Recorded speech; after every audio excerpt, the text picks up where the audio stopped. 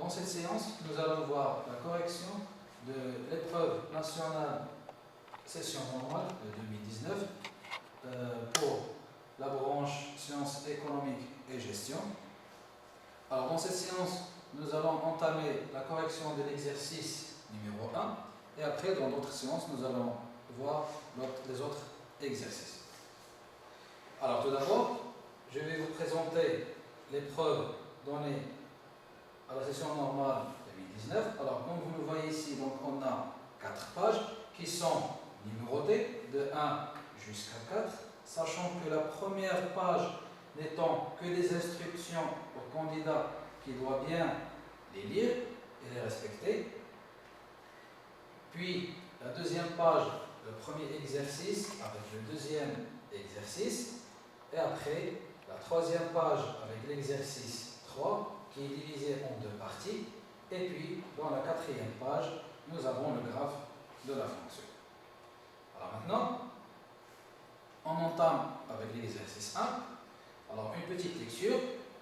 Alors, l'exercice 1 avec 4 points. Donc, on a la suite UN est une suite numérique qui est définie par U0 égale à 2 et UN plus 1 égale à 1 sur 2, UN plus 1 sur 7 pour tout n entier naturel. Comme vous le remarquez ici, on a la suite, c'est une suite récurrente. Alors, la première question avec un demi-point, calculer U1 et U2. La deuxième question est divisée en 2 parties. Donc, petit a, montré par récurrence que pour tout n entier naturel, on a UN moins 2 sur 7 est supérieur ou égal à 0. Petit b, vérifier que pour tout n entier naturel, on a UN plus 1 moins UN égale à moins 1 demi facteur de UN moins 2 sur 7. Et en déduire que la suite UN est une suite décroissante. Petit 3, on va montrer que la suite UN est convergente. Petit 4, on pose pour tout n de n, Vn, une suite Vn qui est définie par UN moins 2 sur 7.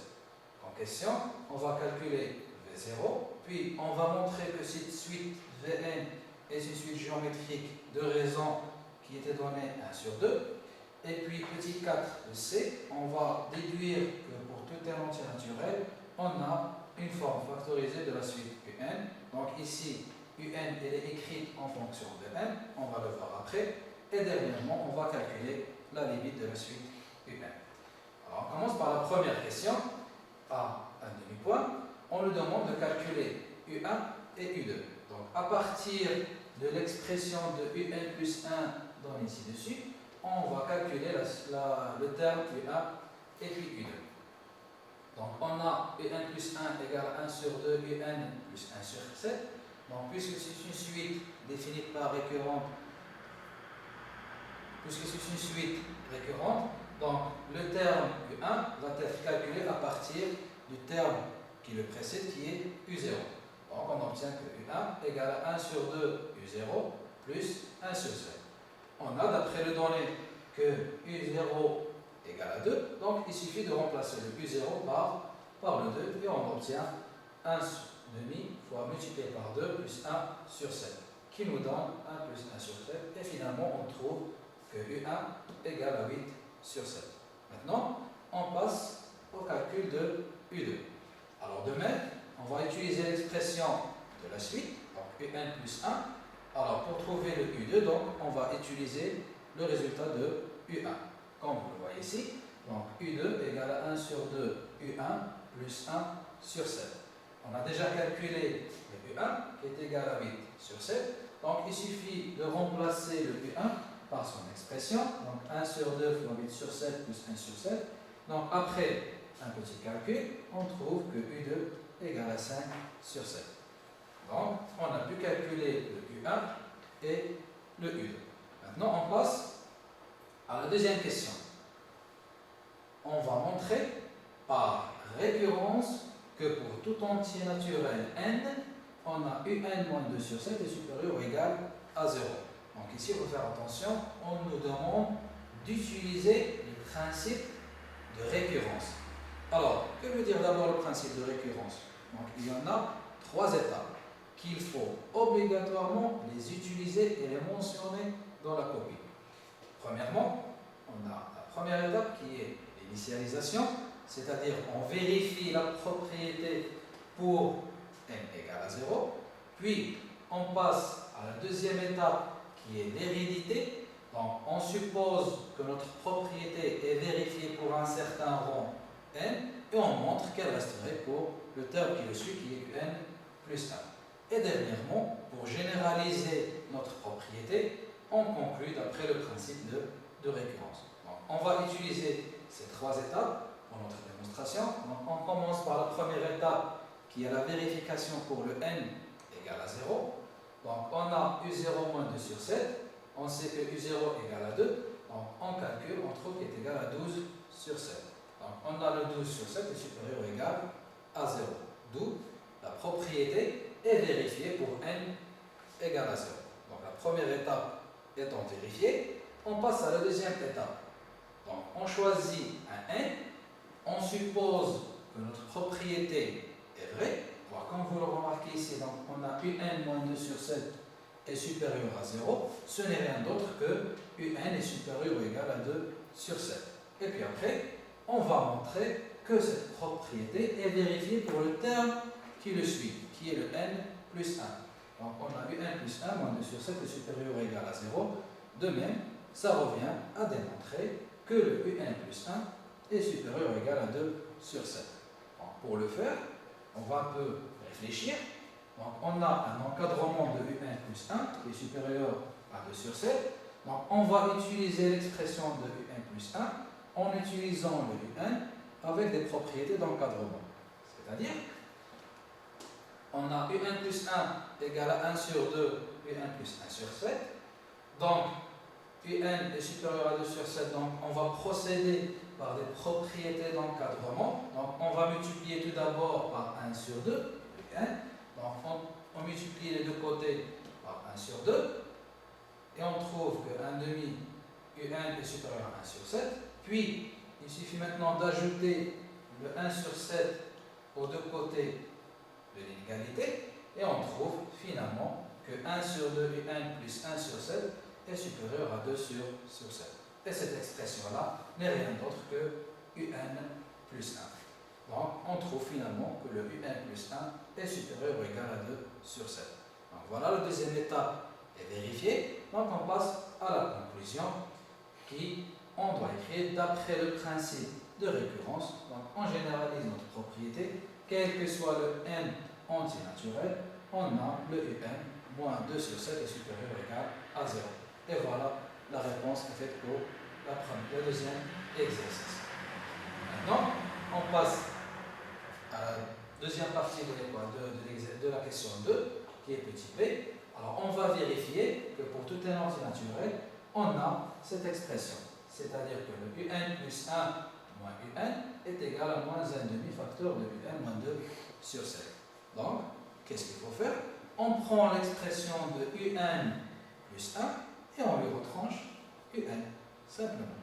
Donc, on a UN plus 1 égale à 1 sur 2, UN plus 1 sur 7. Donc, on va calculer UN plus 1 moins UN et aussi ce terme-là moins UN. Donc, on va trouver que le 1 sur 2 UN, plus 1 sur 7 moins UN. Donc, on va rassembler les deux, on va trouver que c'est égal à moins 1 demi UN et on reste 1 sur 7. Maintenant, on va factoriser par moins 1 demi. D'après la question, on nous demande de factoriser par moins 1 demi. Donc, on doit factoriser l'expression donnée ici par moins 1 demi. Donc, si on factorise par moins 1 demi, on a le terme UN, il a le facteur moins 1 demi, mais le terme 1 sur 7 n'a pas le facteur moins 1 demi. Donc, on va le multiplier par l'inverse de moins 1 demi qui est moins 2 sur 7. Et après, on trouve que la différence UN plus 1 moins UN n'est rien d'autre que moins 1 demi UN moins 2 sur 7. D'où la réponse à cette question-là. On passe maintenant à la deuxième partie, car la question elle est divisée en deux parties. La première partie, c'est la vérification. Et puis la deuxième partie, on doit déduire que la suite est décroissante. Alors, quand est-ce qu'une suite elle est décroissante. On a UN est une suite définie. On dit que UN est une suite croissante si la différence entre UN plus 1 moins UN est positive. On dit que la suite UN est croissante si la différence entre UN plus 1 moins UN est positive. Et pour dire que la suite est décroissante, donc on doit trouver que la différence est négative. D'après la première partie de la question, on a déjà calculé la différence. Donc il suffit maintenant de déterminer le signe de résultat. Revenons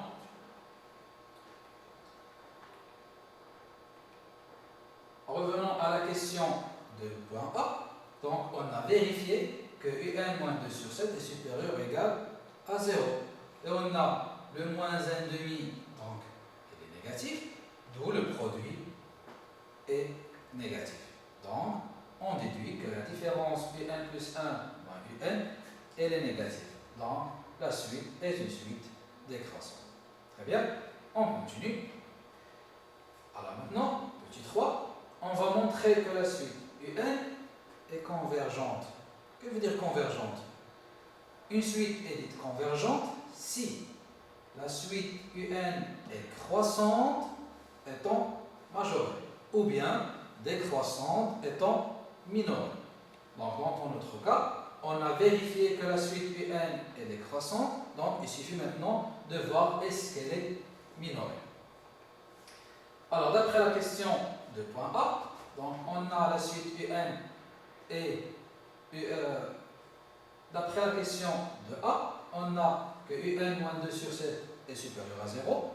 Donc la suite UN ou le terme UN est supérieur ou égal à 2 sur 7. Donc on a trouvé que notre suite elle est minorée par 2 sur 7.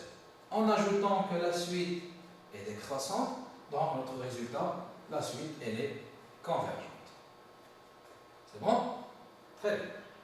Alors maintenant, petit 4. On pose que pour tout thème antinaturel, Vn égale à Un moins 2 sur 7. On nous demande d'abord de calculer V0 avec un 0,25 points. Donc, pour calculer V0, il suffit de remplacer le n par le 0. Donc, on trouve que V0 égale à U0 moins 2 sur 7. U0 égale à 2, on remplace un petit calcul et on trouve V0 égale à 12 sur 7. Une question facile. On continue. Petit 4, B, montrant que la suite Vn est une suite géométrique de raison 1 sur 2. On sait qu'on a deux types de suites. Une suite arithmétique ou une suite géométrique. Alors, une suite arithmétique, c'est la suite, pour passer d'un terme à un autre, on ajoute une valeur qui est constante, qu'on appelle aussi la raison. Et pour la suite géométrique, pour passer d'un terme à un autre, on multiplie par une valeur qui est constante, qu'on appelle aussi la raison. Donc, pour montrer que Vn est une suite géométrique, d'abord, la définition d'une suite géométrique, c'est une suite qui s'écrit sous la forme de Vn plus 1 égale à Q multiplié par Vn. Avec Q, un réel, c'est bon? Donc, qui s'appelle la raison de la suite géométrique. Donc, il faut maintenant, à partir de Vn, on va calculer le Vn plus 1 pour aboutir à une expression telle que c'est une multiplication d'une valeur réelle par Vn. Alors, on va montrer que la suite Vn est une suite géométrique de raison 1 sur 2. Donc, on va déterminer le terme Vn plus 1 pour qu'il soit égal à une valeur réelle multipliée par l'expression de Vn. Donc, on a Vn est égal à Un moins 2 sur 7. Donc, on va déterminer le n plus 1. Donc, on a Vn plus 1 égale à Un plus 1 moins 2 sur 7. L'expression de Un plus 1 étant égale à 1 sur 2, Un plus 1 sur 7. Donc, on va remplacer le terme Un plus 1. C'est bon? On trouve que c'est égal à 1 sur 2 Un plus 1 sur 7 moins 2 sur 7. Un petit calcul, on trouve que 1 sur 2 Un moins 1 sur 7. L'expression de Vn étant égal à un moins 2 sur 7. Donc vous le remarquez ici. Donc, on doit trouver l'expression de Vn dans cette expression-là. On a ici un, ici on a 1 sur 2 un. Donc, évidemment, qu'on doit factoriser par le 1 demi. Si on factorise par le 1 demi, l'autre terme qui est 1 sur 7, donc on va multiplier par l'inverse de 1 sur 2, qui est 2 sur 1. C'est bon? Et on trouve 1 sur 2, un moins 2 sur 7. Ce n'est rien d'autre que l'expression de Vn. Donc, on trouve que Vn plus 1 est égal à 1 sur 2 Vn. D'où la suite Vn est une suite géométrique de raison 1 sur 2. Très bien. Alors maintenant, on nous demande de déduire l'expression de Un. Donc ici, il faut déterminer l'expression de Un en fonction de N. Alors tout d'abord, on a la suite Vn est une suite géométrique de raison Q et de premier terme V0. Donc l'expression de Vn est égale à la raison Q à la puissance n fois le premier terme qui est V0. Donc on a Vn égale à Un moins 2 sur 7. Donc Un est égal à Vn plus 2 sur 7. Donc ici on a pu trouver le Un en fonction de Vn. Avec le Vn, on peut lui aussi l'écrire en fonction de n. Donc, Vn étant une suite géométrique de raison Q égale à 1 sur 2 avec le premier terme V0 égale à 12 sur 7. Donc Vn égale à Q à la puissance n pour V0. Donc Vn égale à 1 sur 2, sachant que la raison Q égale à 1 sur 2. Et le premier terme V0 égale à 12 sur 7. Donc, on remplace le terme Vn, l'expression de Un, et on trouve Un égale à 1 sur 2 à la puissance n multiplié par 2 sur 7 plus 2 sur 7, ce n'est rien d'autre que l'expression demandée. Maintenant, dernièrement, on nous demande de calculer la limite lorsqu'un tend vers plus l'infini du terme Un. Donc, on a la limite de Un, l'expression de Un mentionnée précédemment, on la remplace. Donc la limite lorsqu'n tend vers plus l'infini de 1 sur 2 à la puissance n, 12 sur 7 plus 2 sur 7. Donc ici on a une puissance. Alors un petit rappel des limites lorsqu'on a une puissance à base Q. Si la base est comprise entre moins 1 et 1, alors la limite est égale à 0. Si le Q est supérieur strictement à 1, la limite est égale à plus l'infini.